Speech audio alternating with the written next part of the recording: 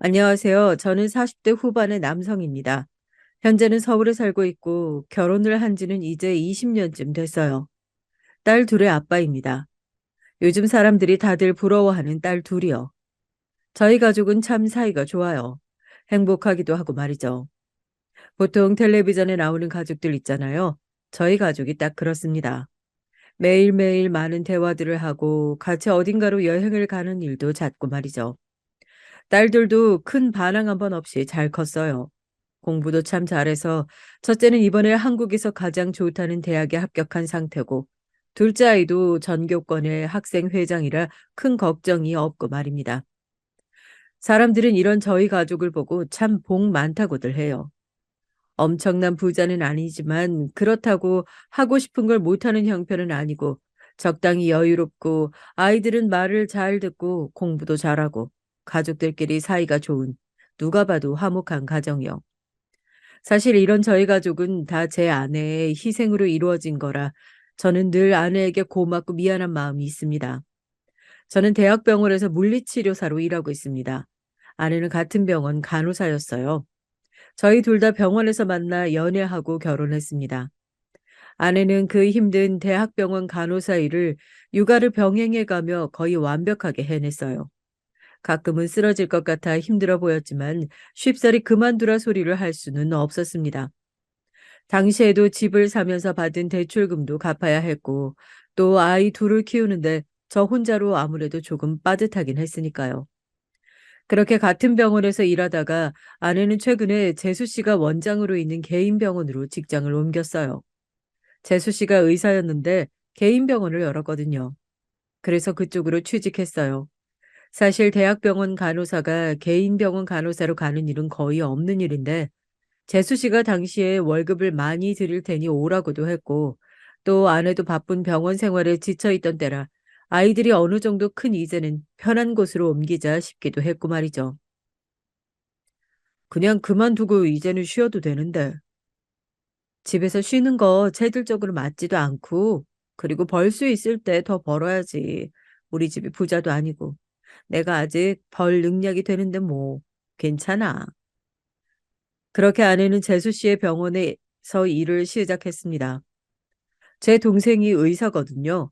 저와 다른 병원에서 일하는데 마찬가지로 재수 씨와 그 병원에서 만나서 연애하고 결혼했습니다. 재수 씨도 시간이 지나면서 조금 편하게 일을 하고 싶어 개인 병원을 열게 됐는데 그러는 과정에서 경력 있고 센스 있는 간호사를 찾고 있었거든요. 마침 저희 아내가 대학병원 일에 지쳐있던 상태였기 때문에 딱 시기가 맞았습니다. 오늘 긴 이야기를 하기 전에 저희 부부와 동생네 부부의 관계에 대해 조금 이야기를 해둘 필요가 있겠네요. 동생은 어린 시절부터 공부를 참 잘했어요. 흔히들 이야기하는 타고난 천재라고 하죠. 그래서 저와 참 다른 인종이라는 생각을 많이 했던 것 같아요. 막 전국 몇 등 이런 성적은 저는 만화에서나 보는 건 줄 알았는데 제 동생이 그랬거든요. 저도 꽤 공부를 괜찮게 하는 편이긴 했지만 동생이 워낙 뛰어났기 때문에 저 정도의 성적은 부모님께는 와닿지도 않으셨을 겁니다.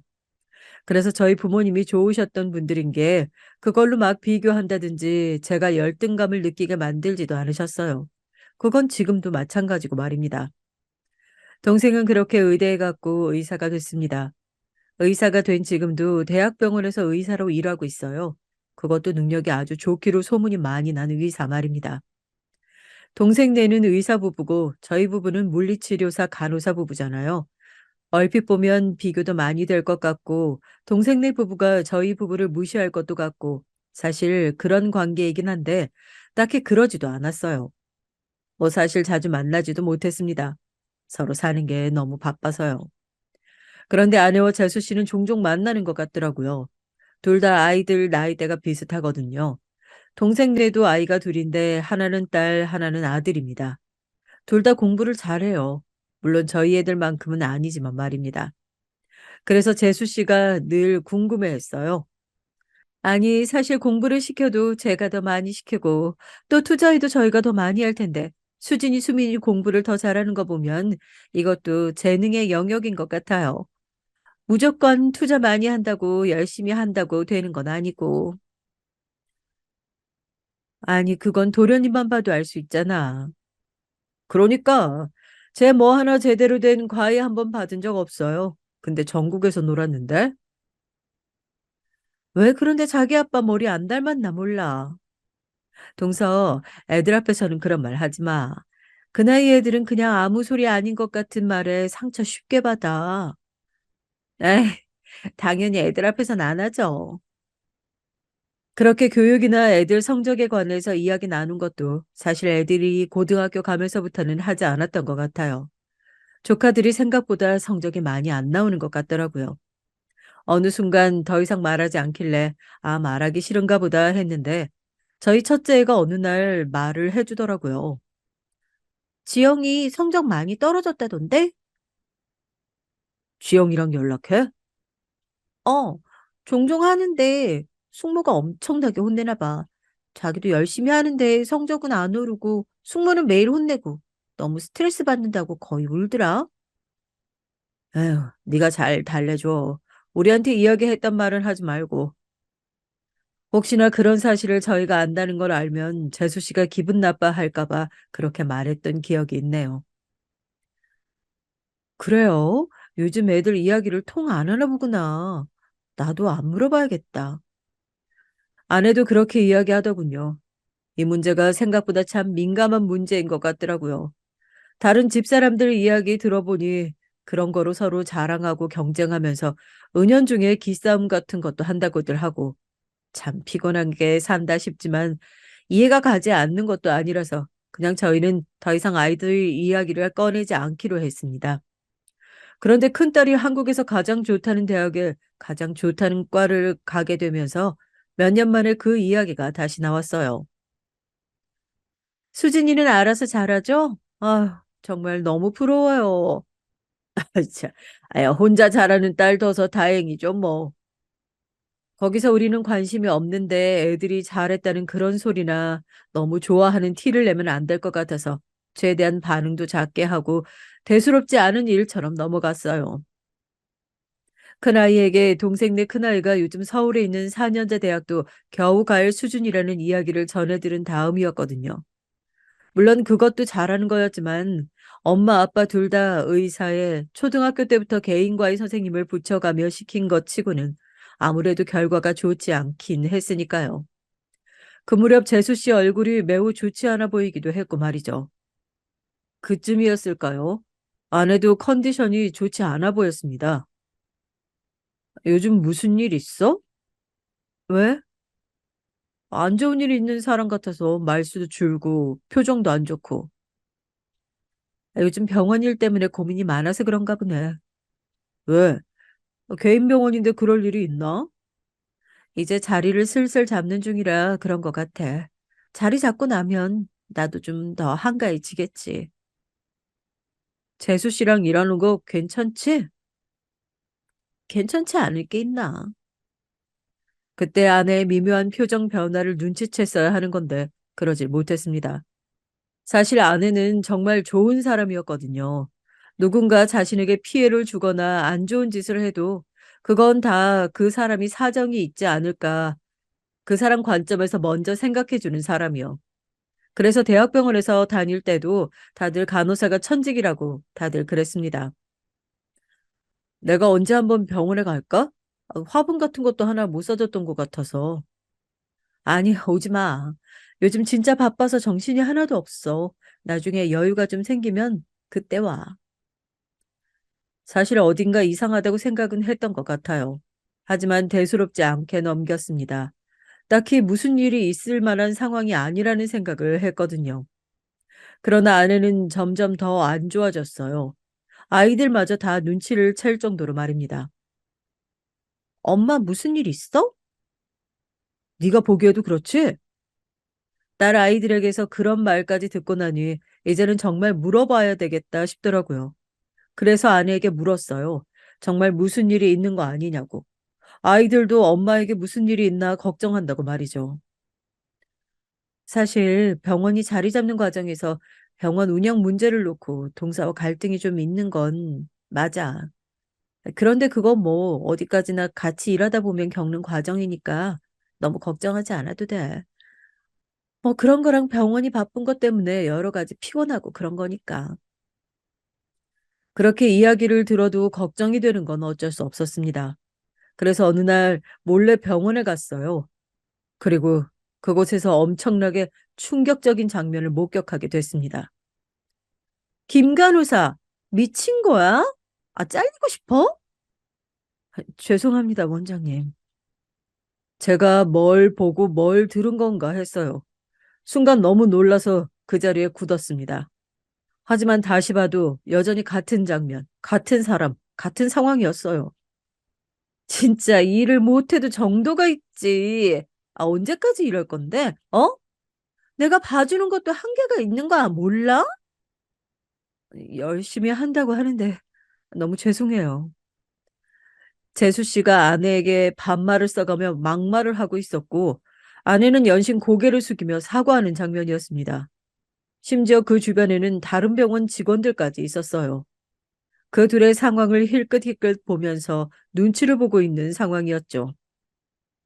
진짜 나이 많다고 늦다고 일 가르쳐 주는 것도 한계가 있지.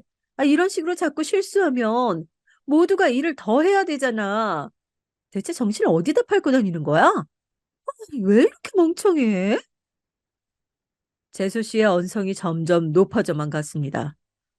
저는 잠시 어지러워서 옆에 벽을 짚고 섰어요. 아내는 정말 그 어떤 소리도 하지 못하고 재수 씨의 그 폭언을 다 듣고 있었습니다.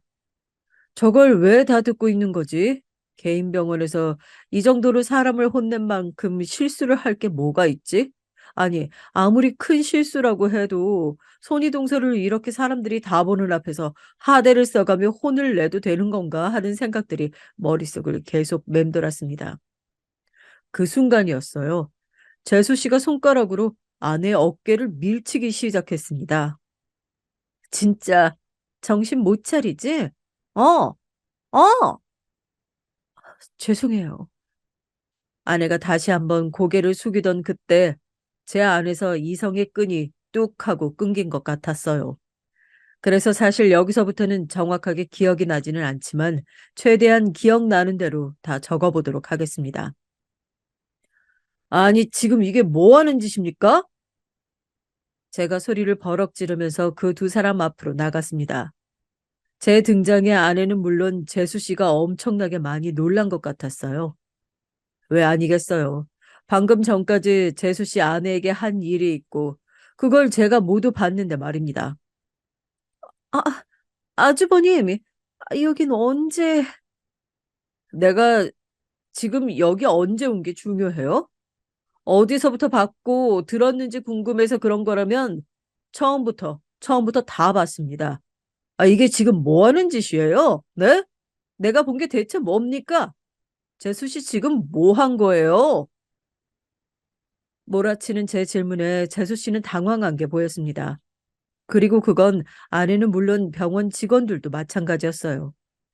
대충 눈치로 볼 때 재수 씨와 아내가 어떤 관계인지 병원 직원들은 모르는 것 같았습니다. 그러면 더 어리둥절할 수밖에요. 여보, 일단 진정하고. 내가 지금 진정하게 생겼어? 당신 여기서 왜 이런 소리를 듣고 있어? 아내가 저에게 여보라고 부르고 제가 아내에게 당신이라고 부르면서 저희 둘이 부부라는 것을 알게 된 병원 직원들이 기함하는 소리가 들려왔어요. 그러면 그동안 자기 형님한테 저런 거냐는 둥, 원장님 대체 무슨 생각으로 그러신 거냐는 둥 하는 소리가 들려왔습니다. 그런 소리가 들려올 때마다 아내가 이런 일을 한두 번 당한 게 아니라는 확인을 받는 거였기 때문에 제 분노는 점점 더 커졌어요. 지금 이 상황을 제대로 설명을 누가 할 겁니까? 네? 아주버님, 일단 진정을 좀 하시고. 내가 지금 진정하게 생겼어요. 여보, 나 괜찮으니까 일단 진정을 좀 하고. 당신도 조용히 해. 일이 이 지경이 날 때까지 나한테 한마디를 안 했어? 언제까지 말 안 하려고 했는데. 재수 씨가 당신한테 이런 갑질을 하는 걸. 아니, 갑질이 아니고, 형님이 일적으로 실수가 잦으셔서. 일적으로 실수가 잦으면 사람을 사람들 앞에서 그런 식으로 모욕을 주고 손가락으로 밀어가면서, 어? 사람 눈에 눈물 고이게 소리 질러도 되는 거예요? 그것도 손 아래 동서가 손이 동서한테? 세상 사람들한테 다 물어봐요. 재수 씨 보고 누가 정상이라고 하는지. 제 말에 재수 씨는 입을 다물더군요. 저는 너무 화가 나서 그렇게 소리를 지르고 도저히 풀리지 않더라고요. 제 인생에서 사람한테 그렇게 화가 나본 적은 처음인 것 같아요. 지나가는 사람 붙잡고 물어보라니까 저도 한마디 할게요. 저도 많이 참은 거거든요. 형님이 실수가 잦아서 다른 직원들이 피해를 봐도 그냥 형님이니까 참고 넘어갔어요. 그런데 오늘은 너무 큰 실수를 대체 그 너무 큰 실수가 뭡니까? 한번 드러나 봅시다. 제가 그렇게 이야기를 하니 재수 씨는 입을 딱 다물더군요. 아마 할 말이 없었겠죠. 당연합니다. 실수를 할 리가 없는 사람이니까요. 대학병원에서도 일 잘하기로 소문난 간호사가 개인 병원에서 동서에게 하대당하고 막말을 들을 만큼의 실수를 했다? 일어날 수 없는 일이었습니다. 왜 말을 못하세요? 말해보세요. 그건 형님의 프라이버시를 진짜 재수 씨 아까부터 말도 안 되는 이야기를 자꾸 하시는데 지금까지 인격 모독해 가면서 이렇게 많은 사람 앞에서 손윗동서에게 야, 너 해놓고 이제 와서 프라이버시라 말을 못한다? 지금 앞뒤가 너무 다른 거 알죠? 그리고 아내를 보며 물었습니다. 무슨 일인지, 왜 당신은 그런 일을 당하고 가만히 있는지 말 안 해줄 거야? 형님이 말 안 하는 것만 봐도 아시잖아요. 형님 잘못이. 재수 씨는 입 닫아요. 제 그 정색에 재수 씨는 바로 입을 닫았습니다. 아마 처음 보는 모습이었을 거예요. 바로 동생에게 전화했습니다. 너 당장 네 마누라 병원으로 와. 제가 어디에 전화하는지 몰랐던 재수 씨가 그 상대가 동생이라는 걸 알자마자 너무 놀라서 눈을 크게 뜨고서는 저를 말리려 했습니다. 하지만 소용없었어요. 뭘 물어. 형이 오라면 올 것이지. 너 나랑 형제 사이 이대로 쪽내고 싶지 않으면 당장 튀어와. 알겠어? 그렇게 전화를 끊으니 재수 씨가 거의 싹싹 비을 기세로 저에게 고개를 숙였습니다.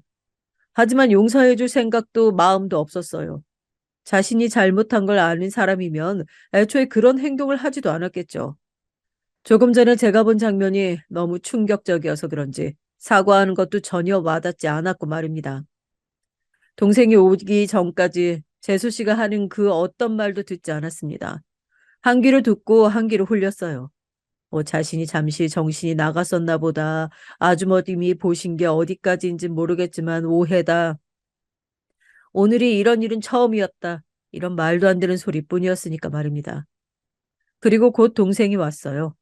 정말 아무것도 모른다는 듯 영문 모르는 얼굴로 말입니다.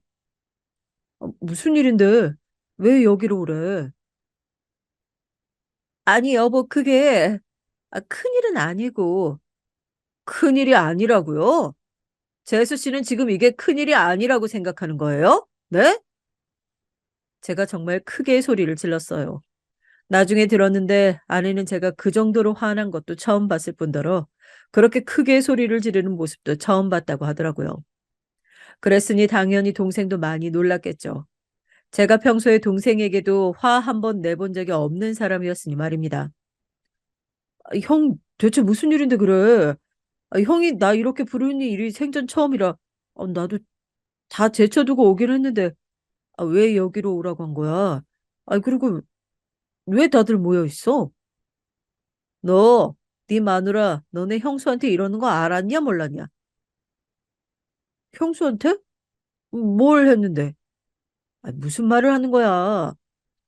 요즘 이 사람 상태가 워낙 안 좋아서 내가 병원에 응원차 오늘 왔어. 밥이라도 한 끼 사줄까 해서. 그런데 재수 씨가 네 형수한테 김 간호사 미친 거 아니야? 일을 제대로 하는 거냐? 정신 못 차리지? 잘리고 싶어? 라고 반말해 가면서 손가락으로 네 형수 어깨를 밀더라. 아니 아무리 죽을 죄를 지었을지언정 지 손윗동서한테 이게 말이 되니? 어? 너 알았어? 동생은 제가 하는 말을 내내 무슨 말 하는 건지, 자신이 무슨 말을 듣고 있는 건지 도통 모르겠다는 얼굴이었습니다. 그러고는 제 말이 끝나자 자기 아내를 가만히 바라봤어요. 이게 무슨 소리야? 당신, 이게 다 진짜야? 아니, 여보, 형 하는 말이 진짜냐고. 동생이 소리를 확 질렀습니다. 재수 씨는 완전히 겁먹은 얼굴로 잠시 멍하게 있다가 고개를 끄덕였어요. 동생은 어이가 없다는 듯 헛웃음을 짓더니 자신의 팔을 잡고 있는 재수 씨의 손을 확 떼어내더군요. 재수 씨가 놀라서 동생을 불렀습니다. 당신 제정신이야? 어떻게 형수님한테 대체 왜 그런 건데? 무슨 이유인데 이유라도 좀 알자. 아, 그게 재수 씨가 말하기 곤란해서 입을 깨물었습니다. 물론 그 어떤 이유라도 납득이 안 되겠지만 그래도 이유는 있을 거 아니야. 왜 말을 못해? 동생은 몇 번이고 재수 씨에게 물었지만 재수 씨는 눈만 위아래로 굴릴 뿐 대답하지 않았어요. 그러자 동생은 뒤를 확 돌아 이 모든 상황을 바로 직관 중인 병원 직원들에게 다가갔습니다. 제대로 말해보세요. 무슨 일인지. 아는 사람이 있을 거 아닙니까?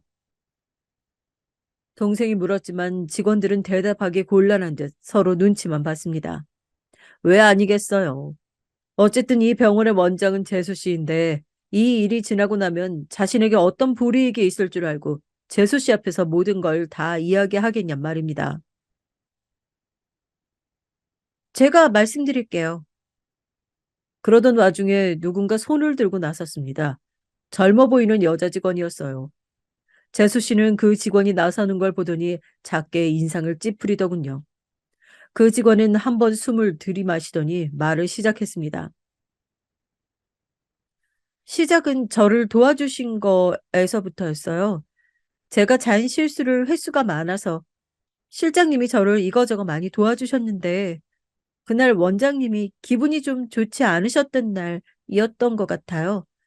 아마 큰 따님분 대학 떨어졌다는 전화를 받고 난 다음이었던 것 같아요. 그 이야기가 나오자마자 재수 씨가 인상을 더 세게 찌푸리더군요. 그리고는 고개를 들어 그 여직원을 바라봤습니다. 마치 눈으로 협박을 하듯 말이죠. 하지만 그 여직원은 아랑곳하지 않았어요.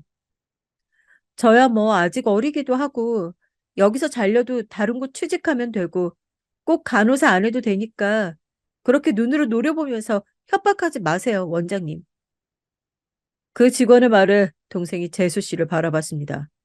재수 씨는 입술을 깨물며 자리를 피하려고 했고 동생은 그런 재수 씨를 잡아다 소파에 앉혔어요. 당신 여기 가만히 있어. 이대로 나가면 내 마음대로 할 생각할 거고 그럼 우리도 끝나는 거야.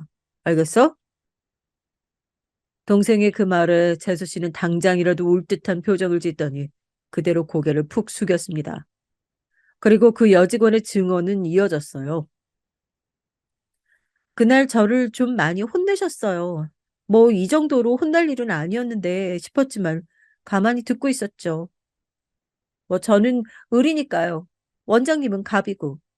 그런데 김 실장님이 저를 도와주셨거든요.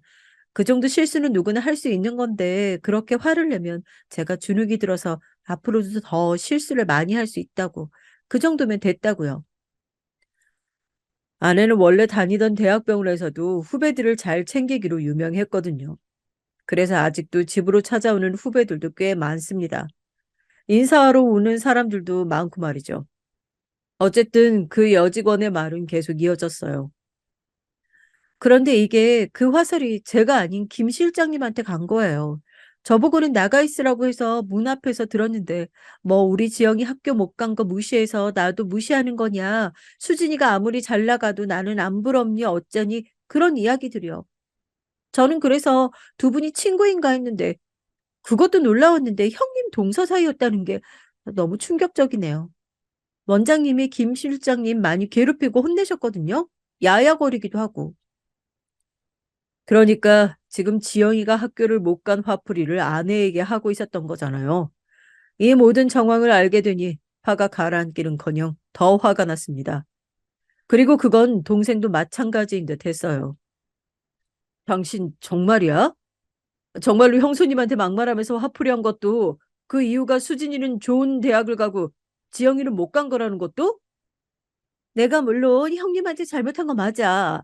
아무리 형님이 업무적인 실수가 있고 내 마음에 들지 않는 일이 있다 하더라도 형님한테 그러는 거 정말 죽을 죄야. 그건 반성하고 사과할게. 하지만 지영이랑 수진이 때문은 정말 아니야. 맹세할 수 있어. 제가 가만히 물었어요. 원장님이 저희 아내에게 폭언하기 시작한 게 그 이유입니까? 네. 그리고 지영이, 수진이 말끝마다 이야기해대서 제가 이름도 다 외웠다니까요? 아마 이 병원 직원들 다 그 이름 알 거예요. 수진이가 좋은 학교를 간 거, 지영이가 좋은 대학을 못 간 거. 그런 거 제가 원장님이 말하는 거 아니면 어떻게 알았겠냐고요. 그만 못해? 왜요? 전처럼 치기라도 하시게요? 전에 저 어깨 치셨잖아요. 그때 바로 경찰서 달려가려고 했는데 그거 말리면서 저 달랜 것도 김 실장님인 거 모르시죠? 그 직원은 입을 다물 생각도 또 재수 씨가 무섭지도 않아 보였습니다. 이제는 다 폭로하겠다는 의지가 확고해 보였어요. 원래 그런 사람들은 그 누가 뭐라고 해도 막을 수가 없잖아요. 그 직원의 입에서 나온 이야기는 상상을 초월했습니다. 아내를 따돌리고 밥을 같이 먹으면 눈치를 주고 별 실수가 아닌 것 같은 일에도 실수라며 소리를 버럭 질러서 사람들이 다 놀라고 툭하면 아내를 불러서 심부름시키고 이건 듣고 있는데 무슨 중학생들 마음에 안 드는 학생 괴롭히거나 별반 다를 게 없더라고요. 그리고 아내는 그런 괴롭힘을 당하면서 말라갔고 말입니다. 당신은 그만두지 왜 참고 있었던 건데? 아내는 피해자였지만 저는 너무 답답했거든요.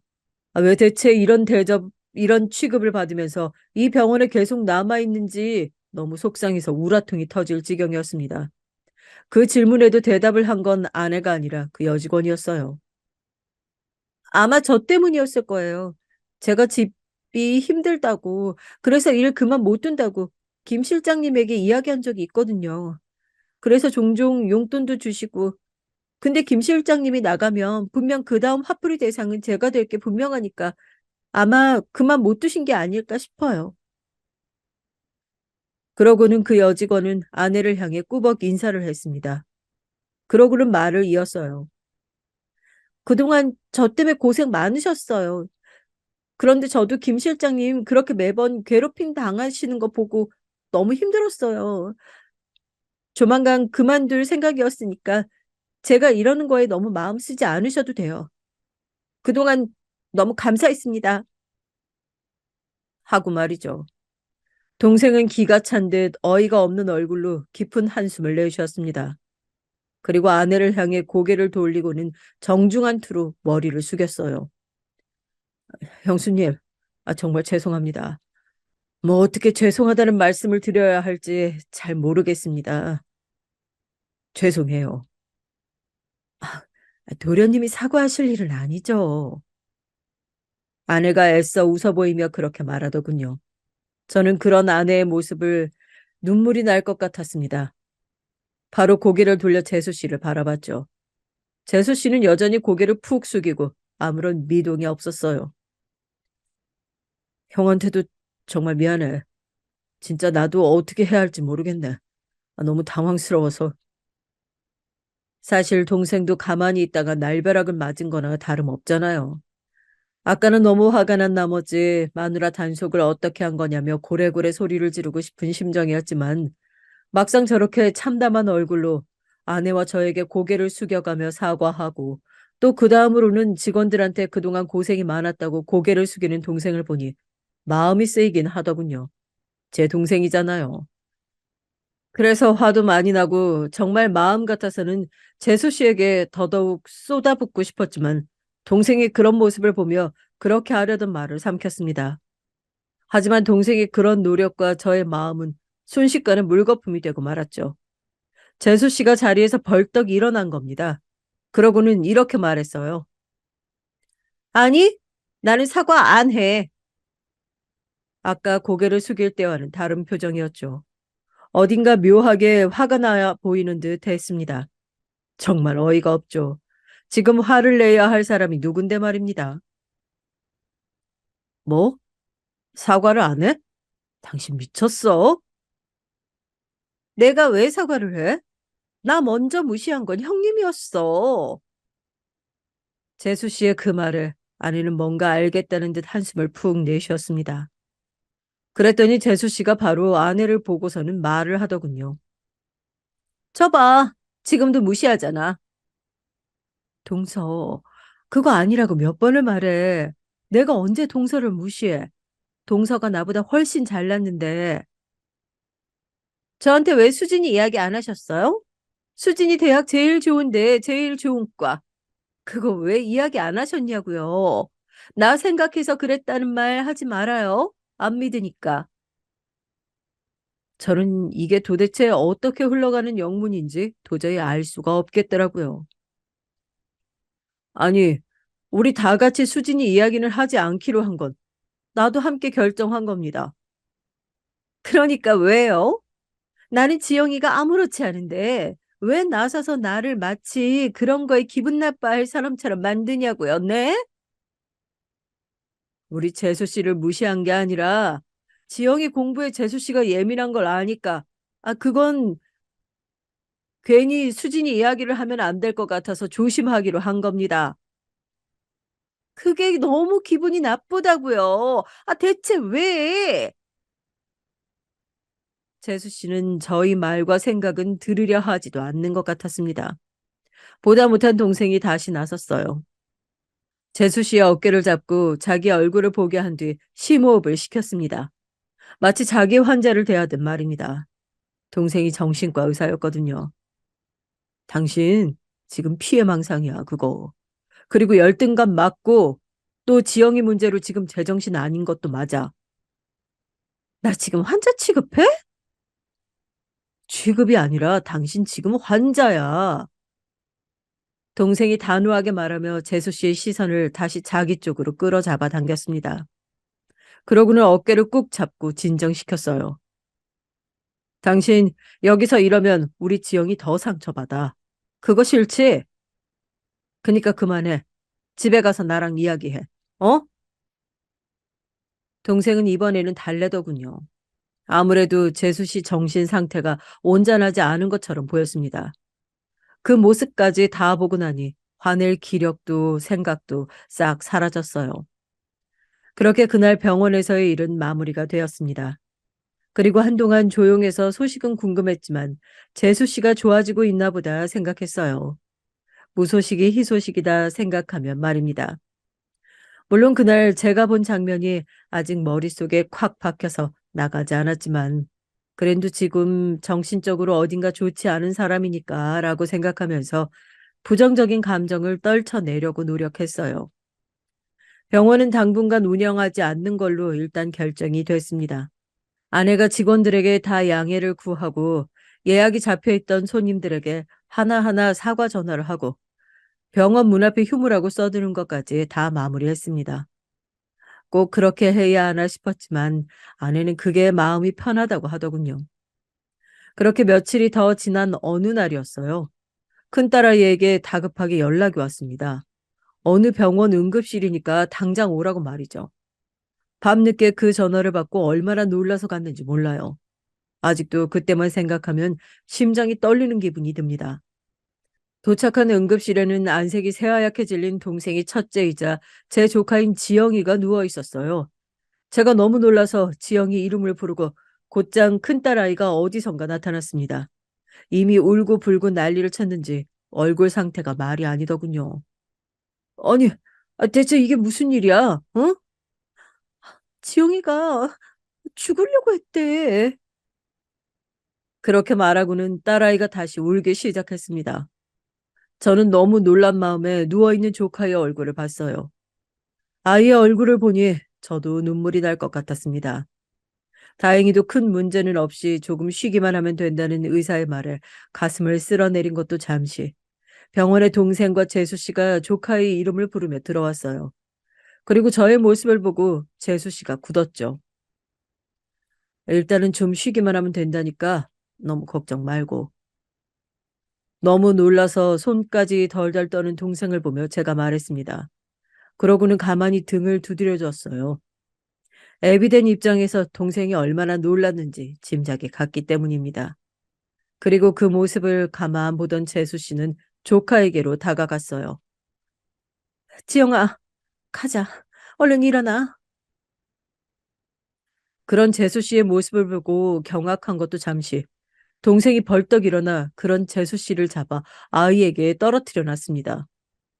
당장 내 딸한테서 떨어져. 당신 딸이기만 해? 내 딸이야. 당신 때문에 내 딸이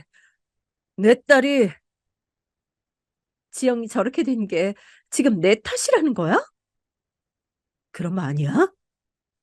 동생이 버럭 소리를 지르니 재수 씨가 잠깐 움츠렸지만 이내 다시 고개를 빳빳이 들었습니다. 내가 나 잘 되자고 그런 거야? 지 잘 되면 지가 제일 좋은 건데 내가 나약해서 그래 아직 마음이 강하지 않아서 그래서 다 당신이 오냐오냐 키워서 그런 거잖아. 지금 저러고 누워있는 애 앞에서 당신 그런 말이 나와? 다시 강하게 키우면 돼. 할 수 있어. 자기가 부족한 게 대체 뭐냐고. 집안 좋아. 부모 둘 다 의사야. 해줄 거 다 해주고. 한국에서 제일 잘한다는 선생의 학원에. 대체 뭐가 부족해서 학교를 그거밖에 못 가냐고. 그리고 재수하라는 말은 왜 안 듣는 건데? 다 자기를 위해서 하는 말인데. 그게 무슨 애를 위한 거야. 당신이 밖에 나가서 우리 딸 어디 다녀요? 자랑하고 싶어서 그러는 거지.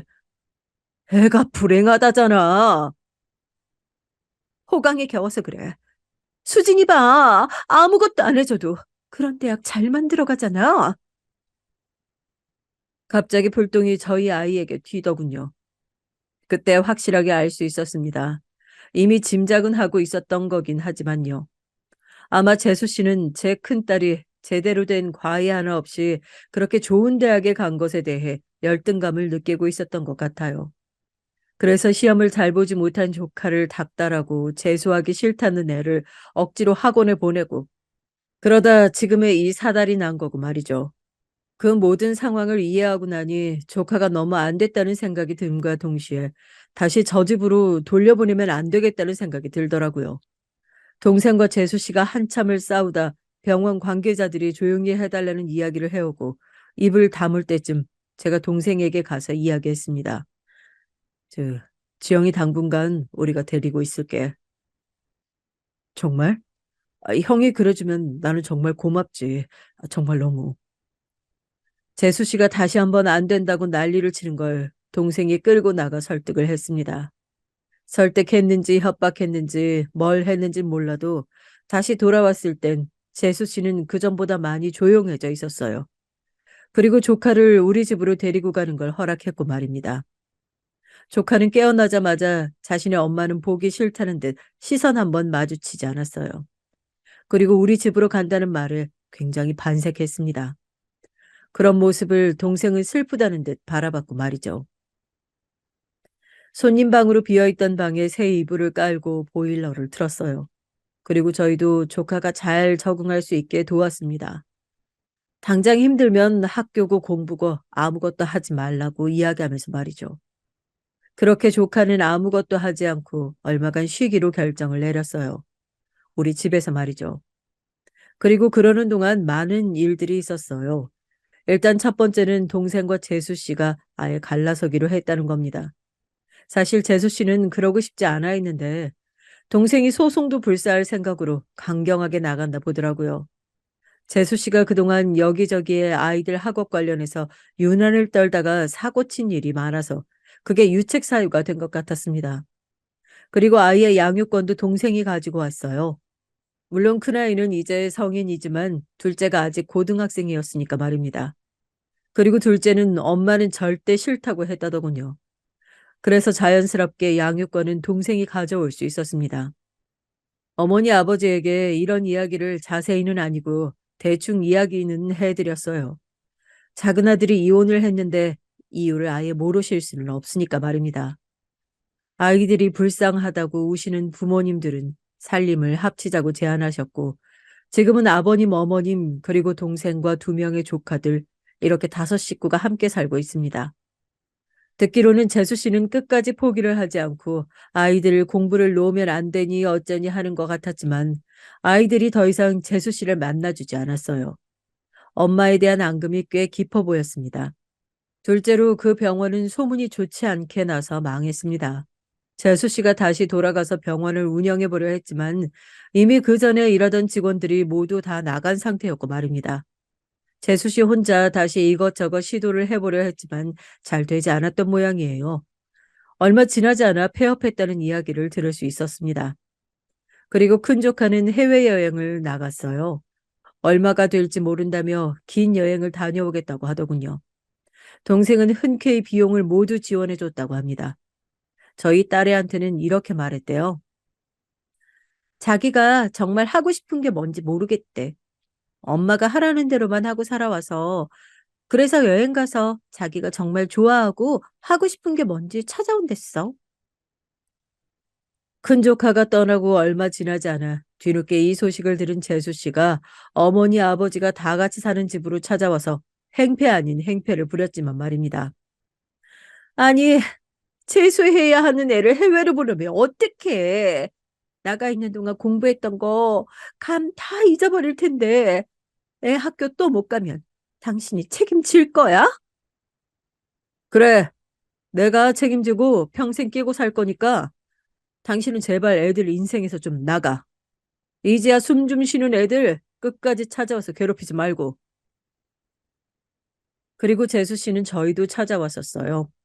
저보다는 정확하게 제 아내이지만 말입니다. 어느 날 아내가 퇴근하고 집으로 돌아오는 길에 집 앞에 서 있는 재수 씨를 봤다더군요.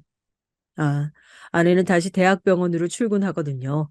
워낙 일 잘하고 평판이 좋았던 사람이라 금방 돌아갈 수 있었습니다. 퇴근길에 집 앞에서 기다리고 서 있던 재수 씨와 만났다고 합니다. 재수 씨는 여전히 아내 탓을 하더래요. 그때 형님만 아니었어도 저는 이혼도 안 했고 아이들도 저를 떠나지 않았을 거예요. 시기가 좀 당겨진 건 그럴 수 있어. 그리고 그것도 동서가 자초한 일이고. 하지만 그런 일이 없었다고 하더라도 결국에 아이들은 어떤 식으로든 동서를 떠났을 거야. 그렇게 가둬두고 모든 인생을 통제하려고 하면 언젠가는 그 밖으로 나가버리고 싶어 하는 법이거든. 아이들을 위해서라는 말도 사실 이제는 동서도 알고 있잖아. 진짜 아이들을 위해서가 아니라 사실은 내 사회적 평판, 자존심, 그리고 트로피로 생각했다는 거. 재수 씨는 그 사실을 절대 인정하지 않고 또다시 아내 때문이라며 바락바락 소리를 지르다가 근처 주민에게 신고당해 경찰서에 끌려갔습니다. 처음에 인사 왔을 때 참 빛나는 사람이라고 생각했었거든. 예쁘고 의사고 또 말도 잘하고 착하고. 그런데 어쩌다 이렇게 됐을까? 원래 열등감이 사람을 미치게 만드는 거야. 그러니까 왜 자식들 가지고 그런 열등감을 느끼는 거냔 말이야. 그것도 그렇게 예쁘고 멀쩡한 애들로. 욕심이 많아서 그래, 욕심이. 맞습니다. 재수 씨는 욕심 때문에 자신을 그렇게 망친 거예요. 그래서 결과적으로 모든 걸 다 잃었습니다. 가족도 직업도 그리고 본인이 그렇게 매달렸던 명예까지 싹 다 말이죠. 얼마 뒤 재수 씨가 치료받기 시작했다는 소식을 들었어요. 동생을 통해서 말이죠. 이미 우리 집의 사람은 아니었지만 그래도 조카들의 엄마잖아요. 좋아지면 좋겠다고 생각하면서도 진심으로 응원했습니다. 그리고 그 소식은 외국에 나가 있는 큰 조카에게도 들어간 모양이었어요. 편지가 왔다더군요. 다행히게도 아주 잘 지낸다고 즐겁게 지낸다는 소식을 듣고 발을 뻗고 잘 수 있을 것 같았습니다. 동생은 병원 일이 바쁜 게 오히려 다행이라는 생각이 들었어요. 아무래도 몸이 바쁘면 쓸데없는 생각을 덜 하게 되잖아요. 이렇게 생각할 일이 많을 때 일이 많은 게 제일 좋은 것 같더라고요.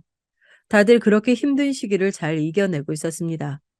사실 저는 아직도 그날 재수 씨의 병원 앞에서 재수 씨가 아내에게 했던 행동들을 생각하면 자다가도 벌떡 깰 정도였어요. 그 일이 있고 나서 아내에게 진지하게 이야기했습니다.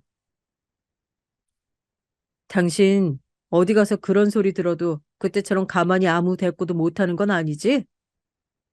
아무래도 그런 모습을 봤기 때문인지 너무 걱정되더라고요. 아내가 코웃음을 쳤습니다. 그때는 동서가 지영이 때문에 스트레스 받아 한다는 것도 알고 있었고, 또 거기 직원 상황도 그래서 내가 참고 있었던 거지. 나 어디 가면 똑 부러지는 소리 엄청 많이 들어. 그런 걱정 안 해도 돼. 그리고 어느 날 이제는 이렇게 어느 정도 우스갯소리로 농담도 주고받을 수 있을 때가 되었을 쯤 오랜 시간 여행을 갔던 조카가 돌아왔다는 소식을 들었어요. 조카가 돌아오고 얼마 지나지 않아 가족들과 다 같이 밥을 먹는 자리가 있었는데 조카가 재수 씨를 만났다고 하더군요. 사실 완전하게 다 용서가 된 건 아닌데 그래도 엄마잖아요. 그래서 제가 진지하게 이야기는 나눠봐야 할 것 같아서요. 만약에 더 이상 만나지 않겠다는 결정을 하게 되더라도 말이에요. 그러고는 재수 씨를 만나서 많은 이야기들을 나눴다는 말을 들을 수 있었습니다. 재수 씨는 많이 변했다고 하더군요. 하던 일이나 원래 살던 곳에서 벗어나 물 좋고 공기 좋은 한적한 마을에 터를 잡았다고. 그곳에서는 누군가와 비교할 일도 없고 자신이 누군지도 몰라서 마음이 너무 편하다고 말이죠. 엄마가 편해진 것 같아서 저도 보기 좋더라고요. 경쟁하는 분위기에 휩쓸려 본인도 그렇게 공부해서 성공했고, 그게 아마 아이들의 행복을 위한 길이라 생각했을 겁니다. 하지만 아이들은 그런 환경 속에서 너무 불행했고 상처를 많이 받았어요. 그 때문에 가족 간에 되돌리기 힘든 감정의 골이 생긴 거고 말이죠. 어떻게 보면 재수 씨도 사회의 시스템이 낳은 피해자라고 볼 수 있다는 생각이 들었습니다. 그런 환경에서 자라와서 그렇게 된 거니까 말입니다. 물론 가장 큰 상처와 피해를 입은 건 아이들이지만요. 물론 아직은 동생은 재수 씨를 용서할 수 없다고 했어요. 나는 그 여자 얼굴만 보면 그날 응급실에 누워있던 지영이 얼굴이 떠올라서 견딜 수가 없어. 그런 동생에게 무리해서 얼굴을 볼 필요가 없다고도 말해줬어요. 오늘 제 이야기는 여기서 끝입니다. 물론 엄청나게 시원한 사이다 엔딩이나 해피 엔딩은 아니지만 그래도 많은 분들이 들어줬으면 하는 이야기라 사연을 보내게 됐네요. 요즘 같은 경쟁 사회에서 가족의 소중함까지 잃어가고 있는 분들이 많은 것 같아서 말입니다. 그 어떤 것도 내 가족의 행복보다 중요한 건 없다고 생각을 언제나 하고 또 그 행복은 누군가가 찾아주는 게 아니라는 것만 알면 어떤 힘든 길도 잘 헤쳐나갈 거로 생각합니다. 비록 동생네 식구들은 조금 돌아가긴 하지만 결국은 자신들만의 행복을 찾을 거라고 저는 믿어요. 좋은 사람들이거든요. 이런저런 말을 하다 보니 사연이 참 많이 길어졌네요. 나이가 들면 구구절절 말만 많아지는 것 같아요. 물론 아직 마음은 청춘이지만 말입니다. 긴 이야기 함께 들어주시고 공감해 주셔서 감사합니다. 저는 이만 줄일게요. 날이 너무 추워요. 감기 조심하세요. 저는 경기도에 살고 있는 70대 여자예요. 요즘처럼 마음이 허전하고 힘든 날이 없어서 참 살맛이 안 나는 때입니다. 다른 분들은 사는 게 어떠신가요?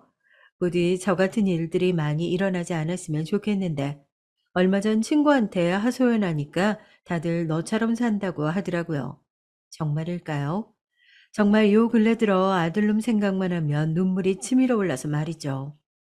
저에게는 자식이 셋 있는데 장남인 아들 녀석 하나와 딸 둘이 있어요. 아무래도 어릴 때 아들이 많이 아팠었기 때문에 이 녀석을 특히나 신경 써서 키웠고 딸들은 시간이 지나 그걸 저에게 꼬집어 말하더라고요. 꽤 서운했었는지 눈물을 비치면서 말하는데 좀 당황스러웠어요. 엄마는 맨날 오빠 생각밖에 없어. 어떻게 엄마도 여자면서 같은 여자인 우리들을 차별해? 아무리 오빠가 심장이 안 좋아서 병원에 데리고 다녔지만 매번 나랑 영숙이한테는 도시락도 니들이 알아서 싸갖고 다니라고 했잖아. 나 진짜 쌓이고 서운한 거 많아. 나는 결혼해서 엄마처럼 안 살 거라고. 이런 말들을 종종 해오니까 저도 얘네가 어릴 때는 많이 야단쳤죠. 하지만 나이를 같이 먹어가다 보니 그럴 수도 없더라고요. 그나마 다행인 게 딸 둘은 모두 일찍 결혼했지만 아들 녀석은 40이 넘도록 장가를 못 가고 있었답니다. 이 녀석이 어릴 때 많이 아프기도 했고 학교도 그렇고 꾸준하게 나가지를 못했어요. 다행히도 머리는 나쁘지 않았는지 무던하게 대학도 갔었는데요. 어쩜 그렇게 직장 생활만 했다 하면 회사를 진득이 못 다니는 거죠?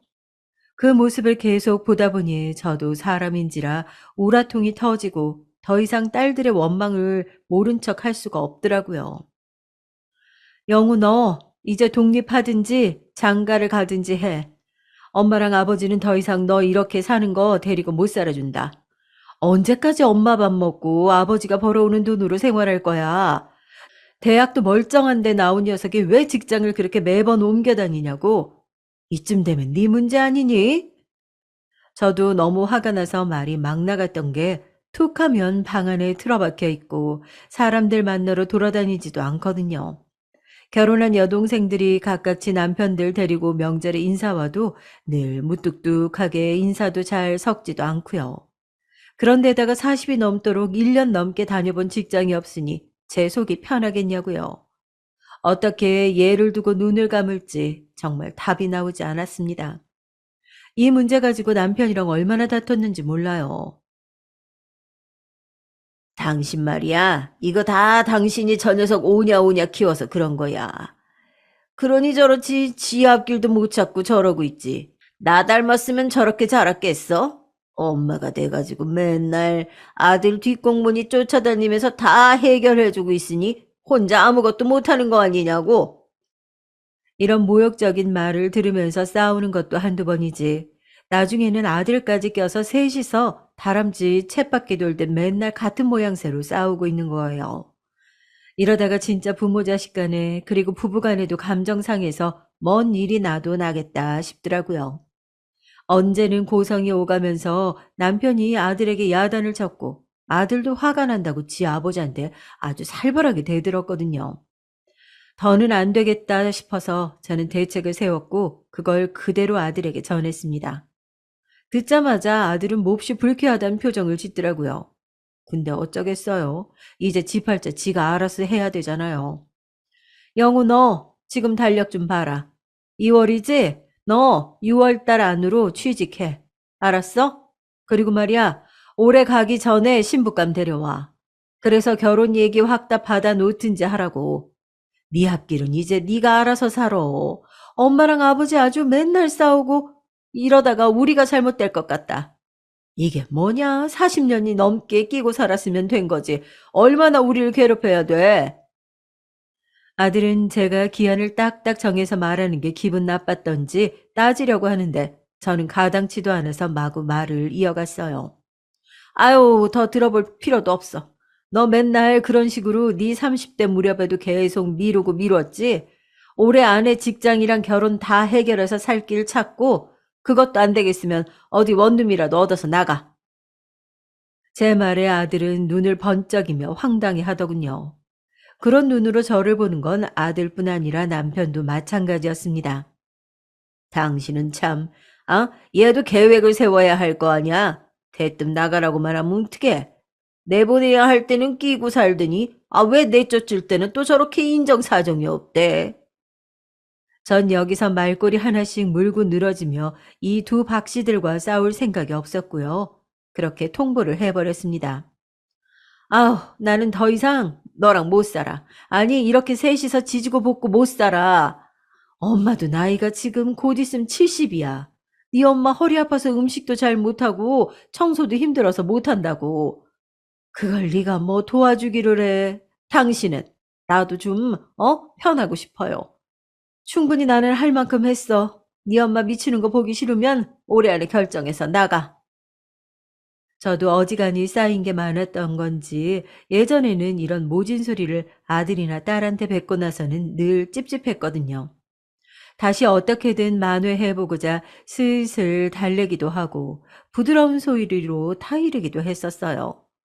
근데 그럴 마음이 전혀 들지 않더군요. 그렇게 달랠 얘기와 연령대가 따로 있는 거지. 나이 먹을 만큼 먹은 자식하고 뭔 그리 쎄쎄쎄 놀이를 할 필요가 있겠어요. 아무튼 이렇게 격하게 얘기하고 나서 조금도 생각이 바뀌지 않더라고요. 제 눈치를 보며 슬금슬금 아침 먹자마자 나가버리는 아들을 한두 달 보는 중에도 조금도 그게 안쓰럽다는 생각이 들지 않고 하루빨리 이 꼴을 정리하고 싶었어요. 그런데 제가 제시했던 6월이 되기도 전에 아들이 갑자기 저녁에 과일을 사와서는 툭 하고 말을 뱉는 거예요. 엄마, 나 직장 구했어. 저기, 그 전에 아는 선배한테 소개받아서 요즘 내내 면접 받고 교육받으러 다녔거든? 일단은 다음 달부터 나가기로 했으니까 그렇게 알아. 솔직히 아들이 그런 식으로 취직을 선포하는 것, 그리고 늘 어영부영 말끝을 흐리면서 퇴사를 대충 보고하는 것이 십수년째였거든요. 그래서 저는 그렇게 딱히 기쁘지도 않고 어떻지도 않더라고요. 외려 이번에 더 강하게 쐐기를 받게 되더군요. 그래? 잘 됐네. 그건 그렇고 그 아는 선배한테 다른 소개도 좀 해달라고 해봐. 어디 차만 아가씨 없냐고. 엄마가 한 얘기는 취직이 끝이 아니야. 분명히 결혼이라고 말했던 거 기억나지? 이러자 이 부분에서 아들이 몹시 짜증을 내더라고요. 아, 엄마, 이제 막 직장 구했다고. 그리고 결혼은 또 무슨 결혼이야. 이렇게 승질을 내면서 저에게 마구 다그치던 아들놈, 참 세상은 희한한 거예요. 이렇게 생짜증을 내던 녀석이 8월쯤 글쎄 한 아가씨를 데려온 거였죠. 이것도 지가 나서서 데려온 건 아니고 우리 집 앞에서 둘이 걷고 있는 걸 자기 아빠한테 들켜가지고 어쩔 수 없이 성토한 거예요. 그리고 일단 좀 데려오라고 우리가 난리를 쳐대니까 지도 성화에 못 이겨서 데려왔고요. 그런데 아가씨를 보니까 인물이 막 좋은 것은 아니었지만 어쩜 그렇게 싹싹하고 밝은 성격인지 너무 마음에 들더라고요. 나이는 우리 아들이랑 동갑이라 많은 편이었지만 그래도 저는 바랄 게 없었습니다. 솔직히 아들이 혼자 늙지만 않았으면 좋겠고 옆에 배우자가 있어서 그렇게 늙어갈 수만 있다면 된 거 아닌가요? 남편도 이 아가씨가 마음에 들었는지 저한테 한참 얘기하더라고요. 아까 보니까 성격도 좋고 밝더라. 영호는 저런 아가씨를 만나야지 좀 얼굴라도 피고 편하게 살지. 듣자하니 직장에서 만났다고 하더라.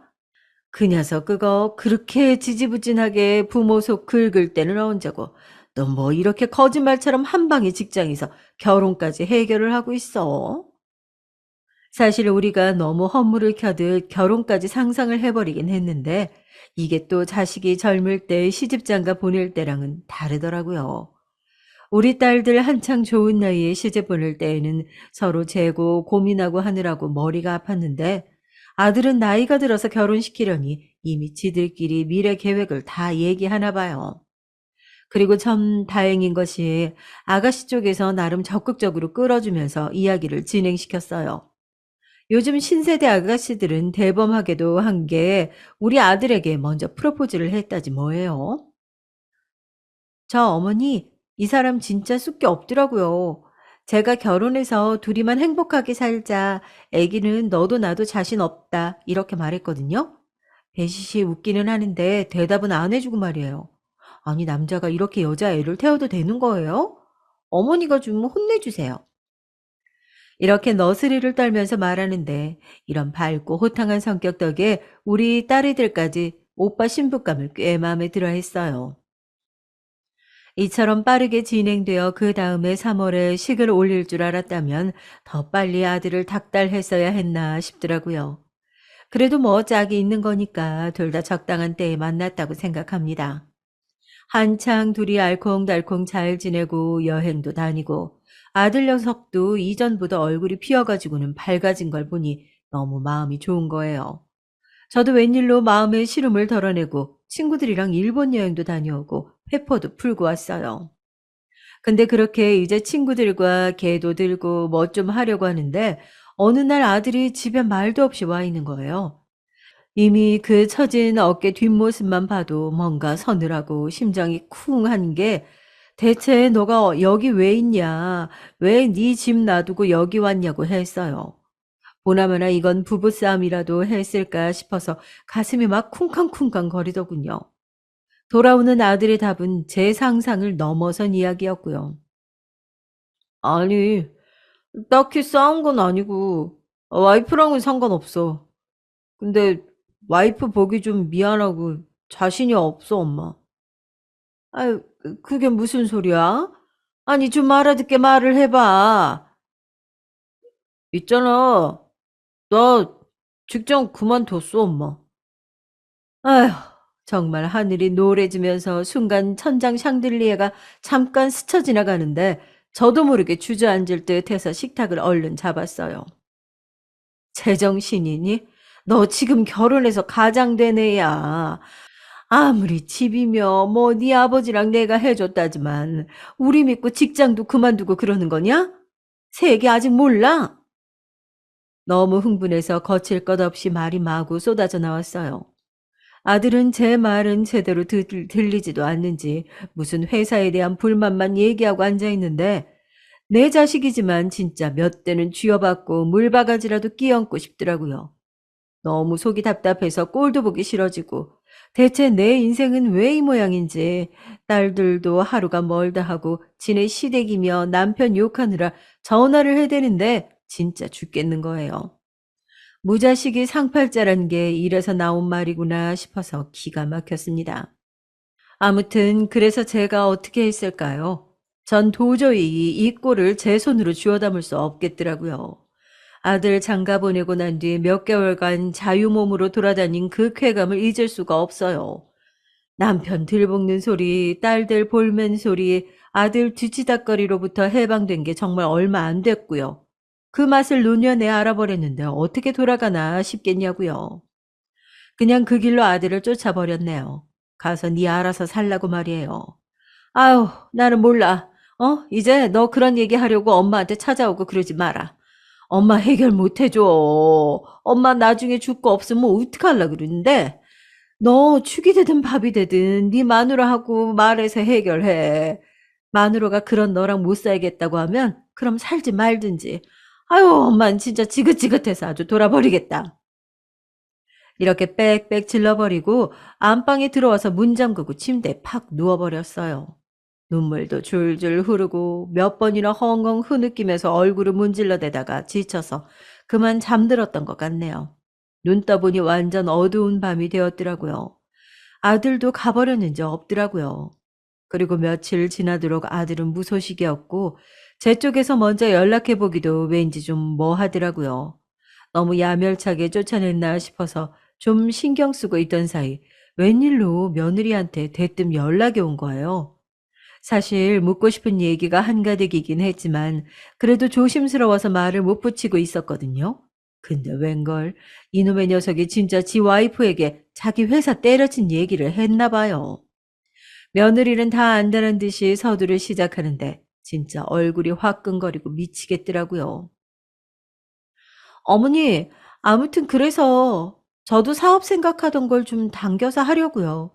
영호 씨는 좀 힘든 것 같아서 제가 당분간 쉬라고 했어요. 듣자 하니 어머니가 걱정이 많으신 것 같다고 이 사람도 많이 괴로워하더라고요. 너무 마음 쓰지 마세요, 어머니. 내용을 쭉 들어보니까 열심히 돈 벌 궁리를 해서 일을 벌리는 것은 내 아들놈이 아니라 남의 집 딸인 며느리더라고요. 내 아들이지만 어쩜 이렇게 철딱서니가 없고 남자가 돼가지고 기본 구실도 못하나 싶어서 낯이 뜨거워졌습니다. 근데도 며느리는 어쩜 그렇게 야무지게 지 계획을 말하고 있는지 아들놈이 여자 하나 고르는 재주는 있었나 싶어서 입이 안 다물어지더군요. 제가 사실 이전에 남대문에서 옷장사를 좀 했었거든요. 어머니 그러다가 마케팅에 관심이 생겨서 접어두고 회사를 들어갔던 건데 그러다가 이 사람을 만났고요. 저야 결혼과 동시에 그만두긴 했지만 이 회사가 좀 사람 괴롭히는 곳이긴 해요. 영호 씨 같은 사람한테 힘든 장소인 건 맞아요. 다른 직원들도 이번에 대거 그만뒀다고 하더라고요. 그러니까 너무 걱정하지 마시고 제가 기존에 하던 일 다시 하면서 열심히 먹고 살아 볼게요. 그러니까 저와 영호 씨 응원해 주세요. 아무튼 며느리라도 야무져서 저렇게 하겠다는데 전 진짜 감지덕지하기도 하고 고맙기도 하더라고요. 아들은 뭐 그렇게 심기가 불편하시다는데 사실 저도 아들 얼굴 보거나 목소리 들으면 험한 말부터 나갈 것 같아서 몇 주간은 연락도 하지 않았습니다. 그런 와중에 며느리가 자기가 곧 남대문에서 장사를 시작한다면서 이것저것 사진도 보내오고 쇼핑몰을 열 거라면서 말을 해주더라고요. 듣자 하니 이 우유부단한 능력 없는 아들놈 때문에 며느리가 고생하는 것 같고, 적어도 엄마인 나는 알면서 이렇게 남의 집 딸을 고생시키면 안 되는데 너무 죄책감이 들더라고요. 기특하기도 하고 미안하기도 한 마음에 개업에 보태라면서 바로 1,000만 원을 며느리한테 보태주었답니다. 아들 통해서 보낸 거라 며느리는 소스라치면 난리를 치더군요. 어머니, 뭐 이런 걸 보내주셨어요. 화분 하나 보내셔도 받지 않을 생각이었는데. 마음만 받을게요. 정말 이러지 마세요, 어머니. 저도 큰맘 먹고 보낸 돈이라 다시 받을 생각도 없고 돌려줘도 소용없다면서 그렇게 전화를 끊었어요. 하여간 며느리는 며느리고 이 아들놈은 진짜 어떡하면 좋을까 밤마다 시름시름 앓게 됐죠. 내가 아무리 홧김에 말했다지만 저러다가 며느리 질려서 우리 아들 이혼당하면 어쩌나 별의별 고민들이 머릿속을 휘젓더라고요. 자식도 내미는 늘 마음 한켠에 자식이 걸려서 뭘 해도 신경 쓰이고 뭐가 더 나을 것 같다는 답만 수십 개 수백 개씩 떠올리기 마련인 듯해요. 저도 별 생각을 다 하면서도 새삼 아들네 연락은 안 하고 꾹 참으며 하루를 보내고 있었답니다. 가끔씩 며느리는 저에게 장사하는 사진이나 쇼핑몰 관련된 내용들을 보내오더니 꽤 기쁜 소식을 전해왔어요. 아무래도 제가 원래 있던 텃밭이라서 그런지 일하는 것도 재밌고 이제야 지인들 도움 없이 수익 늘고 있어요. 제 남동생이 같이 도와주고 있으니까 그럭저럭 손발도 맞고요. 참, 어머니, 이 사람 취직했어요. 원래 우리 같이 일했던 회사 선배가 다시 끌어줘서 새로운 곳에 갔어요. 그러니까 걱정 안 하셔도 돼요. 이제는 며느리를 통해서 아들 소식을 듣고 있다니 얼마 만에 이렇게 확확 바뀌어버린 환경에 실감이 안 나더라고요. 그래서 간만에 아들과 연락도 하고 또 그만두면 안 된다고 못을 박다가 짜증내는 소리에 전화를 얼른 끊어버렸네요.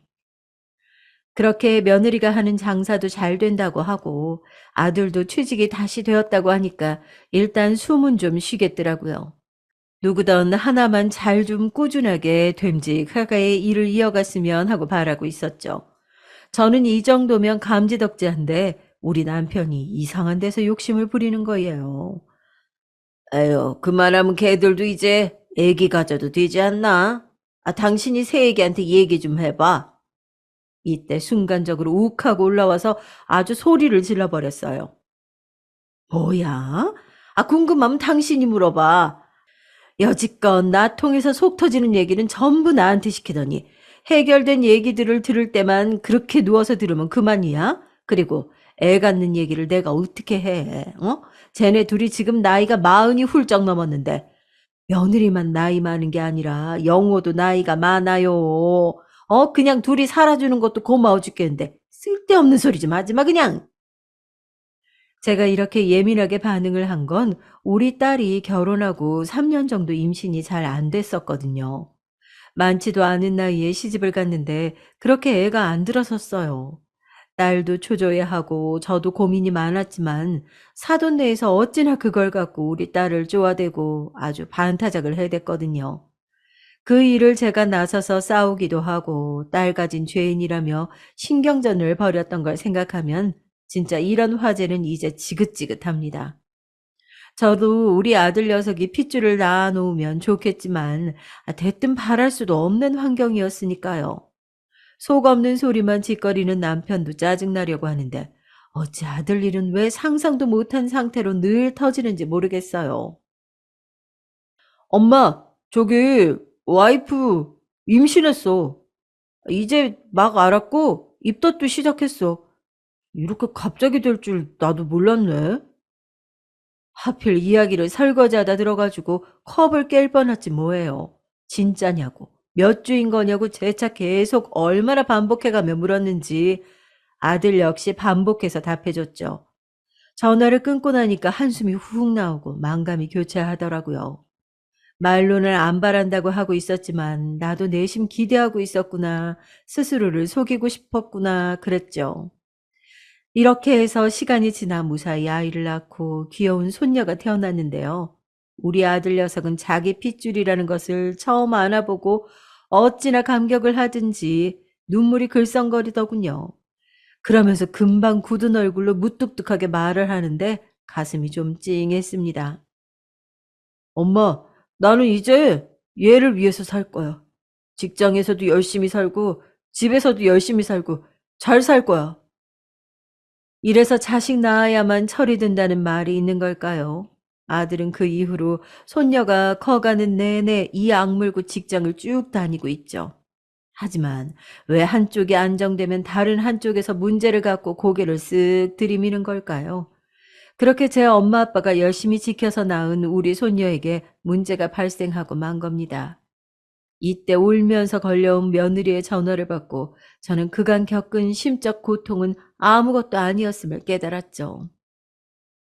어머니, 우리 민지 심장에 구멍이 있대요. 주기적으로 검사를 받아야 한다는데 정말 억장이 무너져요. 이 작은 애기한테 왜 이런 일이 생긴 걸까요? 제가 뭘 하면 좋을지 모르겠어요. 저 역시 충격이 큰 상태였기 때문에 바로 뭐라 이어서 할 말이 없더라고요. 그냥 하늘이 쪼개지면서 어디 인생을 쉽게 그냥저냥 살려고 하냐며 누군가 나를 비웃는 듯한 느낌도 들었죠. 그래서 딸내부터 시작해서 주변에 바쁘게 알아보러 다니고 며느리도 한동안 다시 일 쪽에 손을 못 대고 그렇게 온 가족이 손녀에게만 집중해 있었답니다.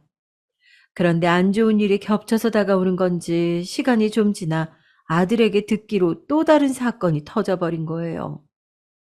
나도 자세히는 모르는데 아무튼 남대문 장사 지금 좀 안 되나 봐. 처남이 혼자 관리하기도 벅차고 그리고 처남도 맨날 새벽에 그렇게 소매 장사하다 보니까 건강도 썩 안 좋은 것 같더라고. 며칠 전에 보니까 와이프랑 처남이랑 전화로 엄청 싸우더라고. 보고 있는데 불안불안했어. 들어보니 며느리가 혼자서 사업을 지휘하고 그 밑에서 자기 남동생이 따라줄 때에는 아주 순조로웠었나 봐요.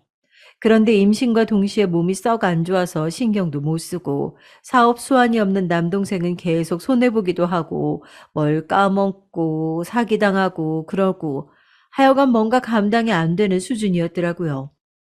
그나마 외려 이제는 아들이 홀로 직장을 다니고 있어서 버틴다고 해야 할지 며느리가 하는 장사는 갈수록 힘들어지고 있었나 봐요.